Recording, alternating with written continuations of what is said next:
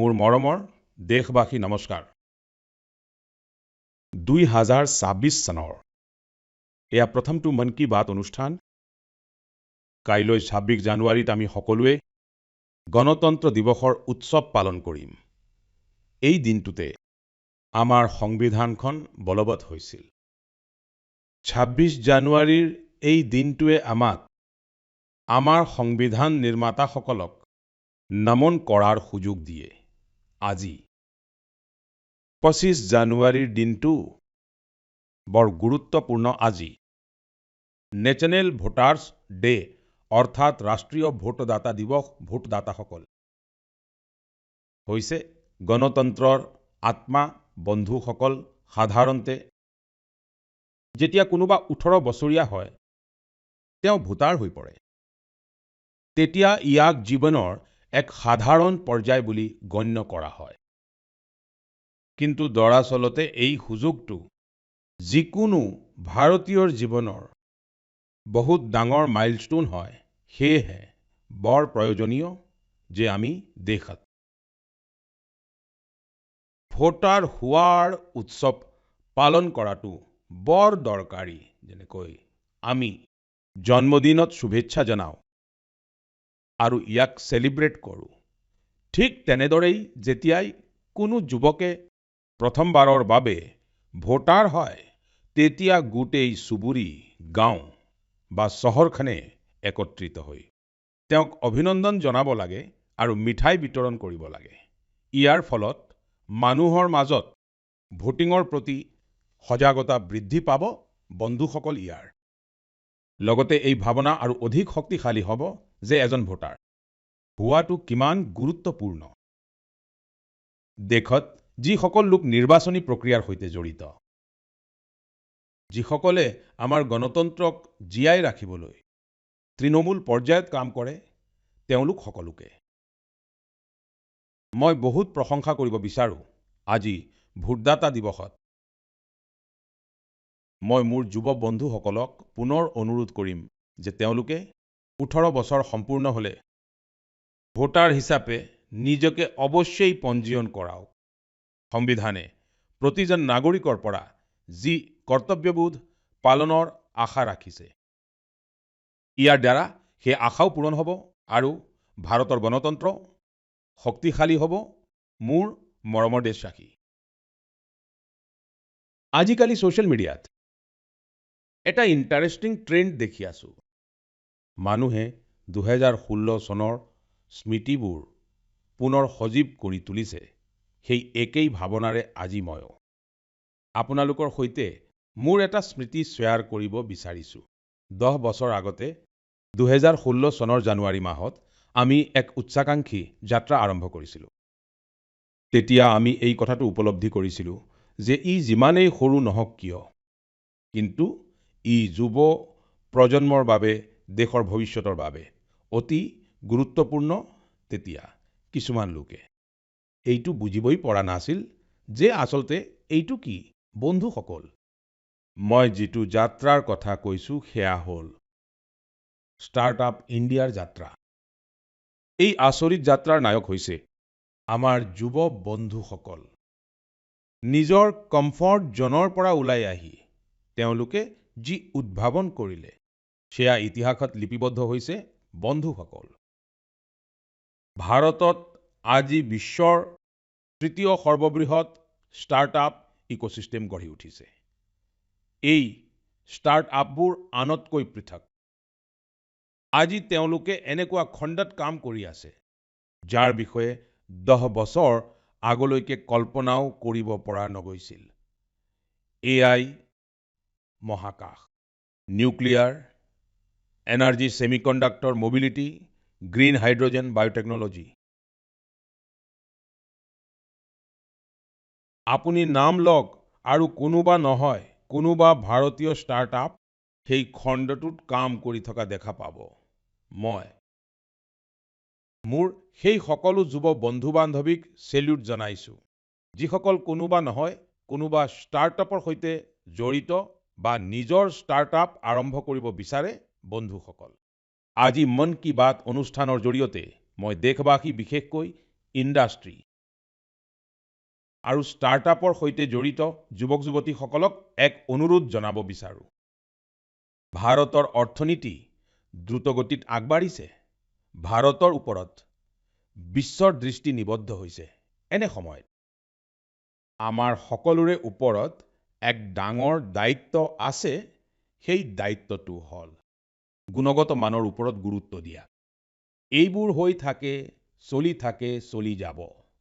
এই যুগ উকলি গ'ল, আহক এই বছৰ আমি সম্পূৰ্ণ শক্তিৰে গুণগত মানক অগ্ৰাধিকাৰ দিওঁ। আমাৰ সকলোৰে এটাই মন্ত্ৰ হওক গুণগত মান আৰু কেৱল গুণগত মান। পূৰ্বৰ তুলনাত আজি উন্নত গুণগত মান।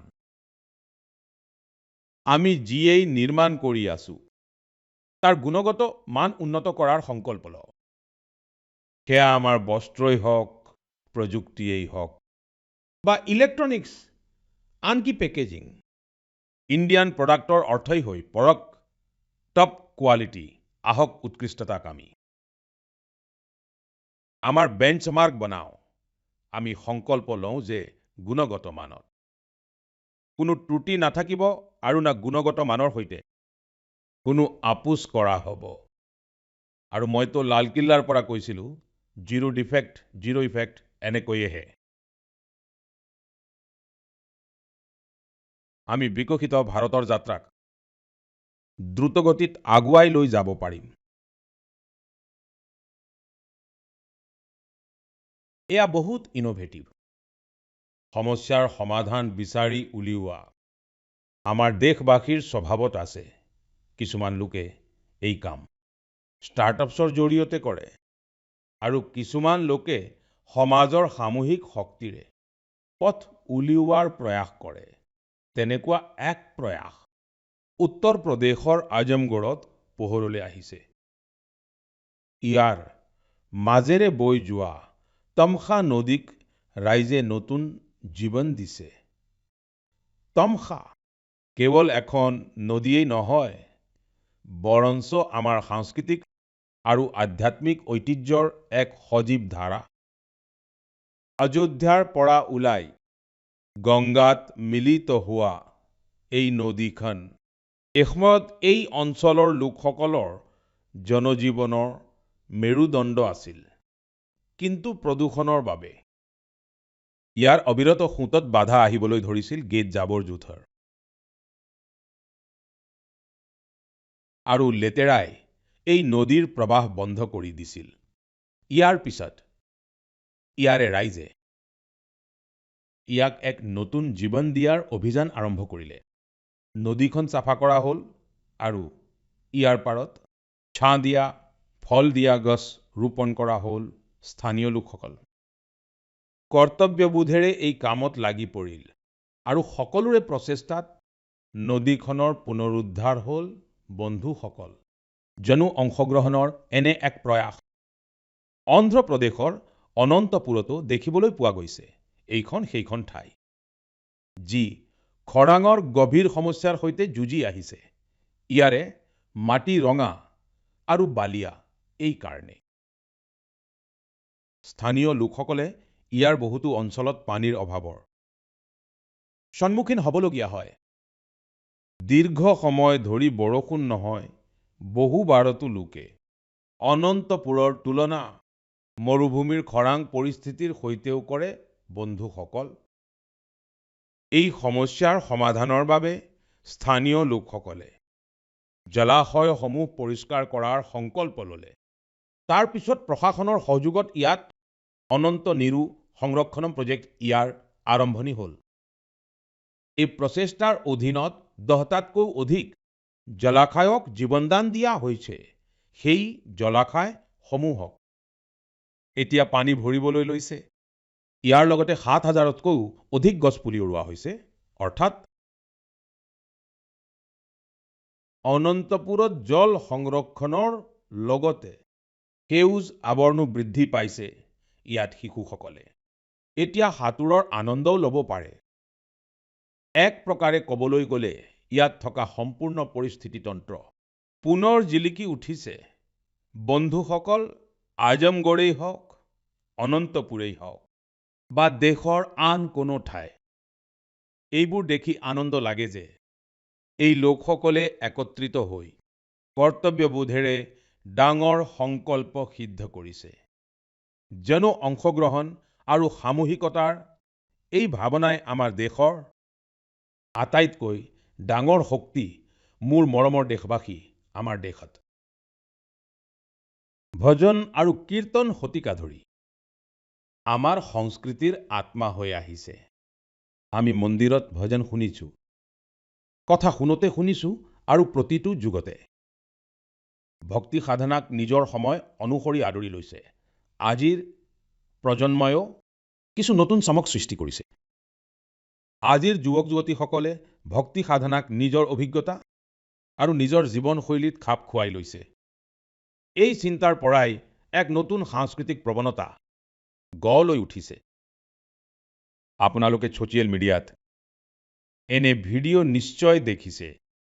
দেশৰ বিভিন্ন চহৰত বৃহৎ সংখ্যক যুৱক যুৱতী একত্ৰিত হৈছে। মঞ্চ সজোৱা হয়, পোহৰ থাকে, সংগীত থাকে, সকলো ধৰণৰ আয়োজন থাকে আৰু পৰিৱেশটো কোনো কনচাৰ্টতকৈ অলপো কম নহয় এনে লাগে। যেন কোনোবা ডাঙৰ কনচাৰ্ট চলি আছে, কিন্তু তাত যি গোৱা হয় সেয়া সম্পূৰ্ণ একাগ্ৰতাৰে, সম্পূৰ্ণ নিষ্ঠাৰে, সম্পূৰ্ণ লয়ৰ সৈতে।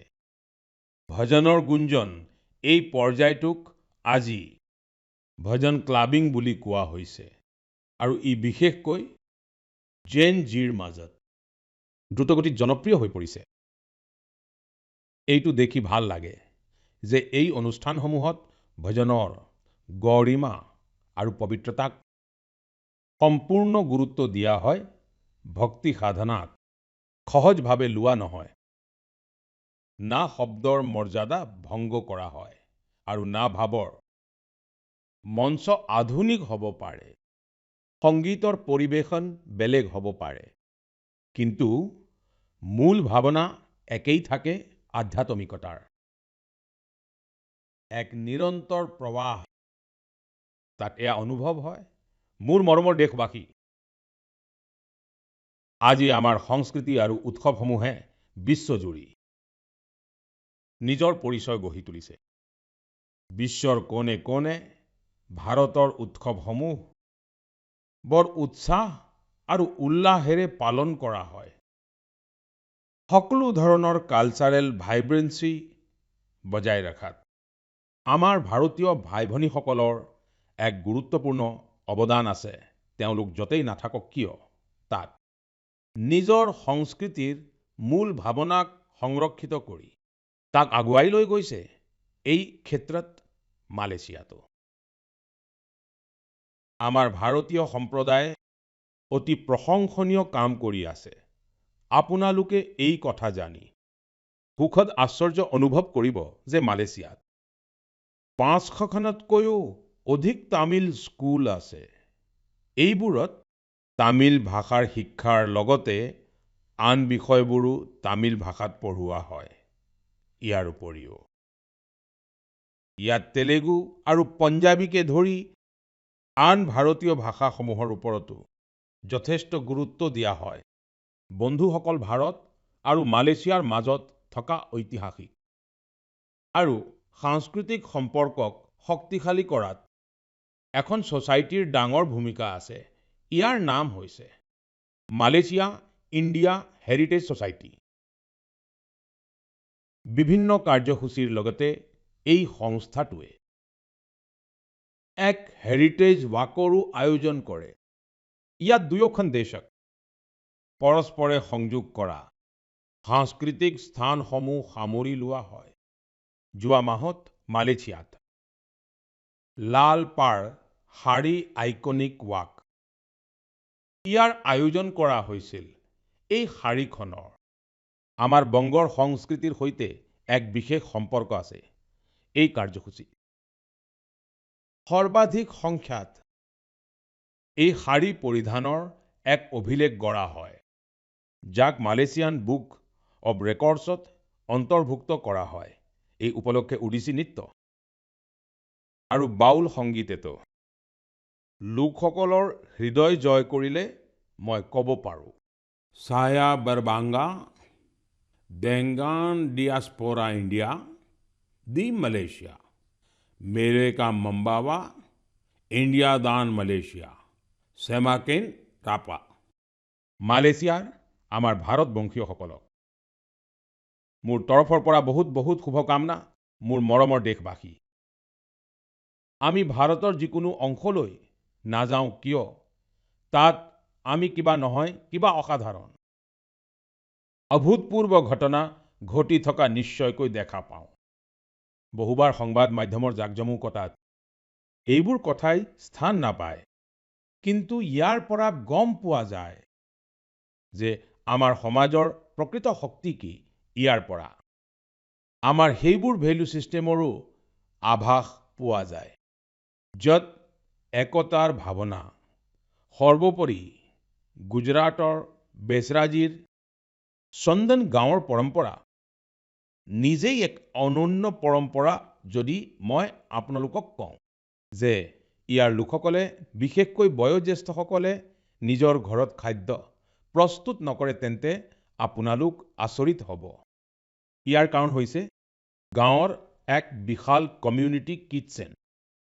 এই কমিউনিটি কিটচেনত একেলগে গোটেই গাঁৱৰ সকলোৰে বাবে খাদ্য প্ৰস্তুত কৰা হয় আৰু লোকসকলে একেলগে বহি ভোজন কৰে।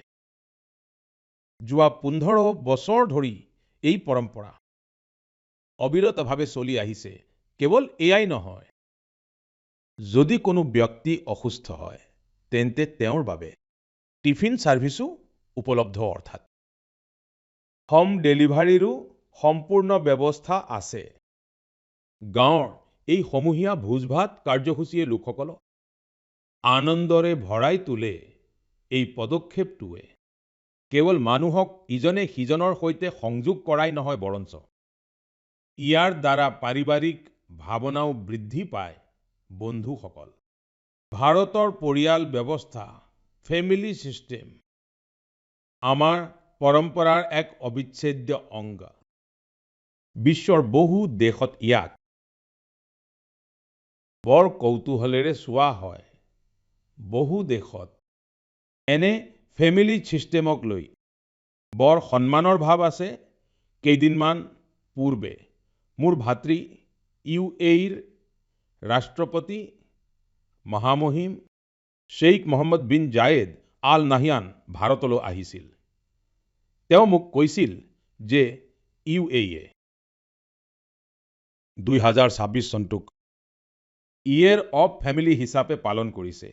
ইয়াৰ উদ্দেশ্য হৈছে যে তাৰ লোকসকলৰ মাজত সম্প্ৰীতি আৰু সাম্প্ৰদায়িক ভাৱনা অধিক শক্তিশালী হওক। সঁচাকৈয়ে এইটো এক অতি প্ৰশংসনীয় পদক্ষেপ। বন্ধুসকল, যেতিয়া পৰিয়াল আৰু সমাজৰ শক্তি একত্ৰিত হয়, তেতিয়া আমি ডাঙৰতকৈ ডাঙৰ প্ৰত্যাহ্বানকো পৰাস্ত কৰিব পাৰোঁ। মই অনন্তনাগৰ শেখগুণ্ড গাঁৱৰ বিষয়ে তথ্য লাভ কৰিছোঁ। ইয়াত ড্ৰাগছ, ধঁপাত, চিগাৰেট আৰু সুৰাৰ সৈতে জড়িত প্ৰত্যাহ্বানসমূহ যথেষ্ট বৃদ্ধি পাইছিল। এই সকলোবোৰ দেখি ইয়াৰ মীৰ জাফৰ জী ইমানেই চিন্তিত হৈছিল যে তেওঁ এই সমস্যাটো দূৰ কৰাৰ বাবে দৃঢ় সংকল্প লৈছিল। তেওঁ গাঁৱৰ যুৱক যুৱতীৰ পৰা আৰম্ভ কৰি বয়োজ্যেষ্ঠলৈকে সকলোকে একত্ৰিত কৰিছিল। তেওঁৰ এই পদক্ষেপৰ প্ৰভাৱ এনেকুৱা আছিল যে তাৰ দোকানসমূহে ধঁপাতজাতীয় সামগ্ৰী বিক্ৰী কৰাই বন্ধ কৰি দিছিল। এই প্ৰচেষ্টাৰ জৰিয়তে ড্ৰাগছৰ বিপদ সম্পৰ্কেও জনসাধাৰণৰ মাজত সজাগতা বৃদ্ধি পাইছে। বন্ধুসকল, আমাৰ দেশতো এনে বহুতো প্ৰতিষ্ঠান আছে যিসকলে বছৰ বছৰ ধৰি নিস্বাৰ্থভাৱে সমাজ সেৱাত ব্ৰতী হৈ আছে। যেনে এটা প্ৰতিষ্ঠান আছে পশ্চিমবংগৰ পূব মেদিনীপুৰৰ ফৰিদপুৰত, যাৰ নাম হৈছে বিবেকানন্দ লোক শিক্ষা নিকেতন। এই প্ৰতিষ্ঠানটোৱে বিগত 4টা দশক ধৰি শিশু আৰু বয়োজ্যেষ্ঠসকলৰ যত্ন লোৱাত ব্ৰতী হৈ আছে। গুৰুকুল পদ্ধতিৰ শিক্ষা আৰু শিক্ষকৰ প্ৰশিক্ষণৰ লগতে এই প্ৰতিষ্ঠানটোৱে সমাজ কল্যাণৰ বহুতো সৎ কাৰ্যত ব্ৰতী হৈ আছে। মই কামনা কৰোঁ যে নিস্বাৰ্থ সেৱাৰ এই মনোভাৱ দেশবাসীৰ মাজত নিৰন্তৰ আৰু অধিক শক্তিশালী হৈ থাকক। মন কী বাত অনুষ্ঠানত আমি নিৰন্তৰ স্বচ্ছতাৰ বিষয়টো উত্থাপন কৰি আহিছোঁ। এইটো দেখি মই গৌৰৱান্বিত হওঁ যে আমাৰ যুৱক যুৱতীসকল নিজৰ চৌপাশৰ স্বচ্ছতাক লৈ অতি সচেতন। অৰুণাচল প্ৰদেশত হোৱা এনে এক অনন্য প্ৰচেষ্টাৰ বিষয়ে মই তথ্য লাভ কৰিছোঁ। অৰুণাচল সেইখন ভূমি য'ত দেশত সৰ্বপ্ৰথমে সূৰ্যৰ কিৰণ আহি পৰে। ইয়াত মানুহে জয় হিন্দ বুলি কয়। ইজনে সিজনক অভিবাদন জনায়। ইয়াত ইটানগড়ত যুৱক যুৱতীৰ এটা দলে সেইবোৰ অংশ পৰিষ্কাৰ কৰিবলৈ একত্ৰিত হৈছিল, যিবোৰত অধিক মনোযোগ দিয়াৰ প্ৰয়োজন আছিল। এই যুৱক যুৱতীসকলে বিভিন্ন চহৰত ৰাজহুৱা স্থানসমূহ পৰিষ্কাৰ কৰাটোক নিজৰ মিছন হিচাপে গ্ৰহণ কৰিছিল। ইয়াৰ পিছত ইটানগৰ, নাহৰলাগুন, দৈমুখ, চেপাপালিন আৰু পাছিঘাটতো এই অভিযান চলোৱা হৈছিল। এই যুৱক যুৱতীসকলে এতিয়ালৈকে প্ৰায় 11 লাখ কিলোগ্ৰামতকৈ অধিক আৱৰ্জনা পৰিষ্কাৰ কৰিছে। ভাবি চাওকচোন বন্ধুসকল, 9 জন যুৱকে মিলি 11 লাখ কিলো জাবৰ জোথৰ আঁতৰাইছিল। বন্ধুসকল, আন এক উদাহৰণ অসমৰ নগাঁৱত তাৰ পুৰণি গলিবোৰৰ সৈতে মানুহ আৱেগিকভাৱে জড়িত। ইয়াত কিছু লোকে নিজৰ গলিবোৰ মিলি পৰিষ্কাৰ কৰাৰ সংকল্প লৈছিল। লাহে লাহে তেওঁলোকৰ লগত আৰু মানুহ যোগ হৈ গ'ল। এইদৰে এনে এক দল গঠন হ'ল, যিয়ে গলিবোৰৰ পৰা বহুত জাবৰ আঁতৰাই দিলে। বন্ধুসকল, একেধৰণৰ এক প্ৰচেষ্টা বেংগালুৰুতো চলি আছে। বেংগালুৰুত সোফা ৱেষ্ট এক ডাঙৰ সমস্যা হিচাপে দেখা দিছে। সেয়েহে কিছুমান প্ৰফেচনেলে একত্ৰিত হৈ এই ইছ্যুটোক নিজৰ ধৰণেৰে সমাধান কৰি আছে।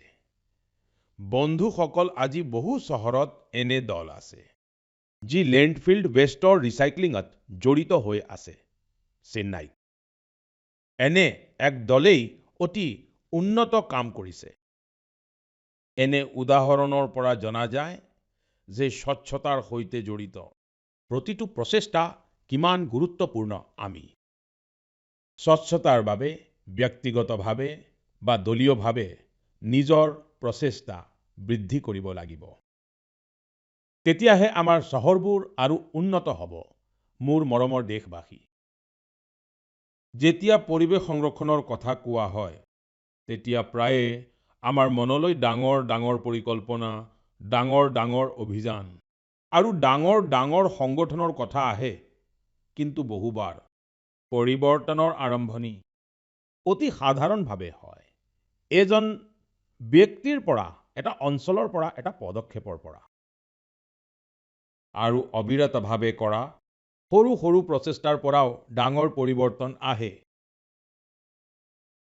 পশ্চিম বংগৰ কোচবিহাৰৰ বাসিন্দা বিনয় দাসজীৰ প্ৰচেষ্টা ইয়াৰে এক উদাহৰণ। যোৱা কেইবা বছৰ ধৰি তেওঁ নিজৰ জিলাখনক সেউজীয়া কৰি তোলাৰ কাম অকলেই কৰি আহিছে। বিনয় দাসজীয়ে হাজাৰ হাজাৰ গছ ৰুইছে। বহুবাৰ গছপুলি কিনাৰ পৰা আৰম্ভ কৰি সেইবোৰ ৰোৱা আৰু চোৱা চিতা কৰাৰ সকলো খৰচ তেওঁ নিজেই বহন কৰিছে। য'ত প্ৰয়োজন হৈছিল তাত স্থানীয় লোক, ছাত্ৰ ছাত্ৰী আৰু পৌৰ নিকায়ৰ সৈতে মিলি কাম কৰিছিল। তেওঁৰ প্ৰচেষ্টাত ৰাস্তাৰ কাষত সেউজ পৰিৱেশ অধিক বৃদ্ধি পাইছে। বন্ধুসকল, মধ্যপ্ৰদেশৰ পান্না জিলাৰ জগদীশ প্ৰসাদ আহিৰৱাৰজী, তেওঁৰ প্ৰচেষ্টাও অতি প্ৰশংসনীয়। তেওঁ অৰণ্যত বীজ গাৰ্ড হিচাপে সেৱা আগবঢ়ায়।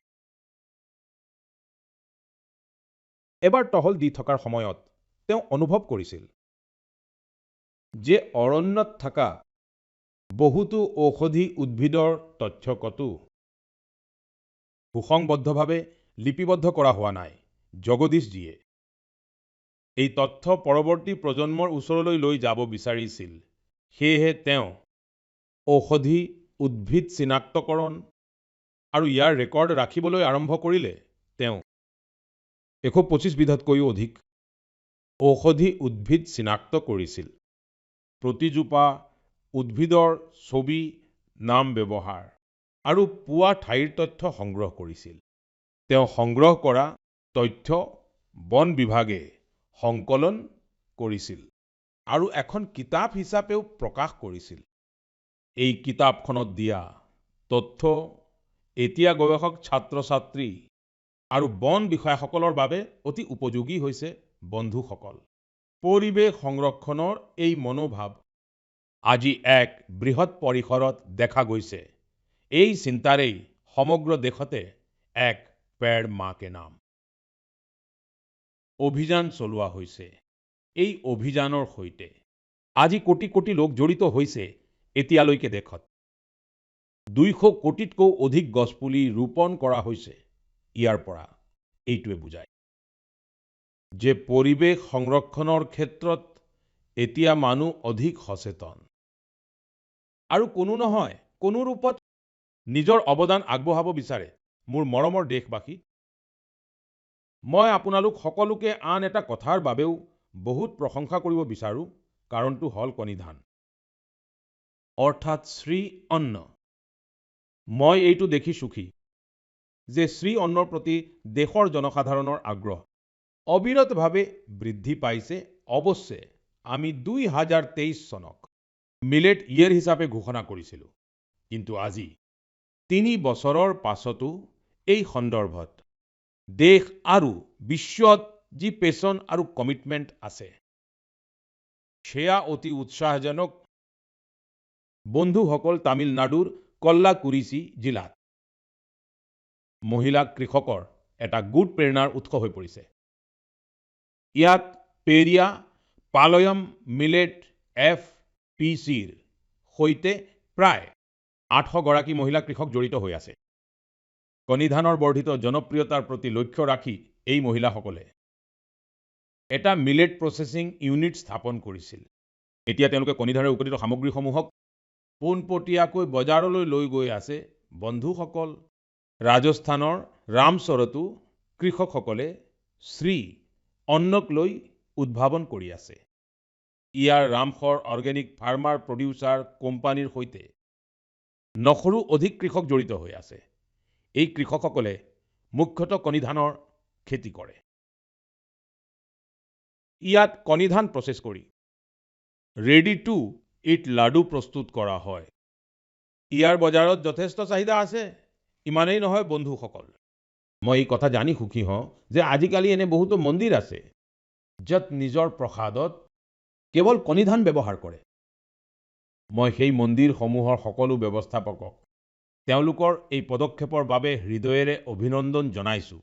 বন্ধুসকল, কণিধান শ্ৰী অন্নৰ জৰিয়তে অন্নদাতাসকলৰ উপাৰ্জন বৃদ্ধি হোৱাৰ লগতে লোকসকলৰ স্বাস্থ্যৰো উন্নতি হোৱাৰ নিশ্চয়তা কঢ়িয়াই আনিছে।